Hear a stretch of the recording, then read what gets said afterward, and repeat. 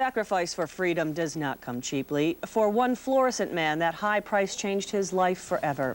Tonight, News Channel 5's Randy Jackson has the story of an American hero who overcame an enemy and all of the odds against him.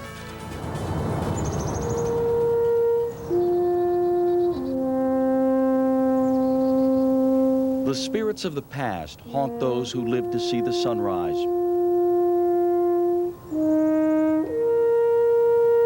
Yet for Robert Crocker, those spirits are never far from his thoughts, nor are the sacrifices. Allied naval forces, supported by strong air forces, began landing Allied armies this morning on the northern coast of France. June 6, 1944, D-Day, and an 18-year-old private first class Robert Crocker of the 907th Glider Battalion is working his way up through intense fighting on the beaches of Normandy, France. It's bad, I'll tell you. When his life is changed forever. Potato masher landed in the slit trench, and there was 4 other guys with me. And I tried to get it out. I got it up like that, and it went off. Well then, it just blew me in the hole. In an instant, the grenade had taken his hands and left him blind in one eye. They told me, they said, man, you took all of the blame, you know, all the explosion. Bleeding badly, Crocker remembers a corpsman saying, "We'll put tourniquets on your left arm, but the one that's got off of there," he said, put your arm in your mouth and just keep sucking your blood. So I just put it like that and put it in my mouth. And I thought to myself, man, I don't know about this deal. Critically wounded, Crocker was evacuated and sent to Percy Jones Army Hospital in Michigan for rehabilitation. Fitted with hooks, he learned to feed himself, even write. And this is when I first got my artificial arms, and they wanted to teach me how to use a pencil. But as difficult as his recovery was, nothing was harder than coming home. I thought my aunt was going to pass out when she seen me. But she held up, and then my uncle, he said, "You'll make it, Bob, you'll do fine." This here one here is the Liberty Medal of France. Though proud of his wartime ribbons and medals, including the Purple Heart, Crocker is proudest of his family. Teach me how to play pool. Including 6 grandchildren and 6 great-grandkids. He's taught them never to give up. No, I can do this. His will to live on a beach in France almost 60 years ago is the same will that's quenched his thirst to be accepted as he is. Sometimes when I just get the paper, I hit the wet in my arm, like that, so I can turn the page. I don't wear the hooks at all. People ask too many questions. And if they see me like this, I just tell them, I says, I lost him in the service.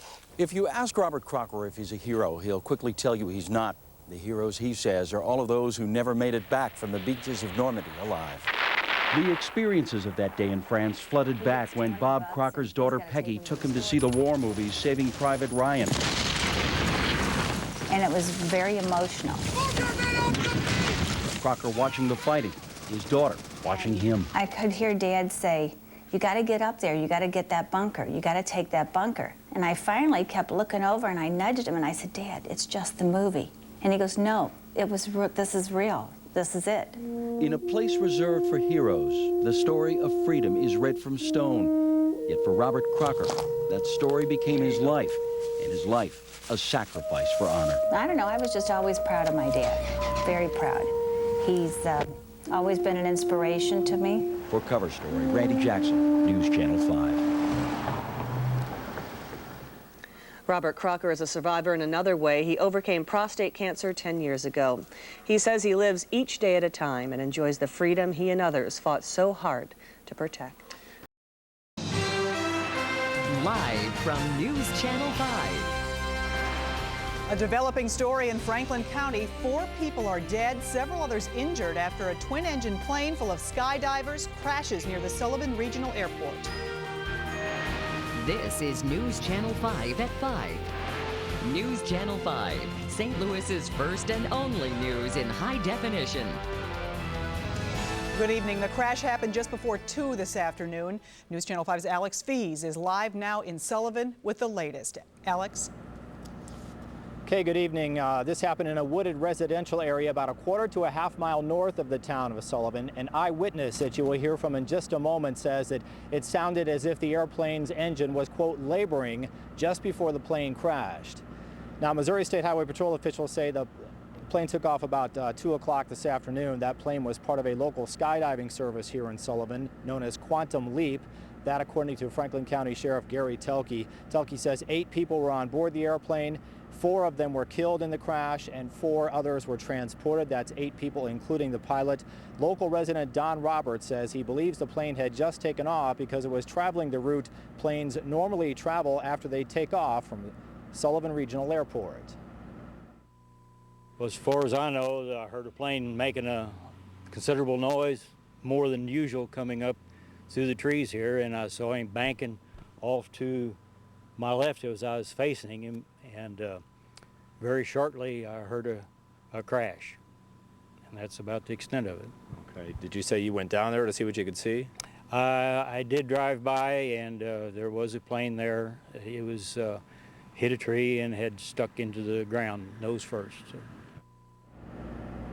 And again, Franklin County Sheriff Gary Telke told members of the media just a few minutes ago he confirmed there were 4 killed in this plane crash. 8 people, however, were on board. The other 4 of them were transported to the hospital. The name of the skydiving company here in Sullivan is Quantum Leap.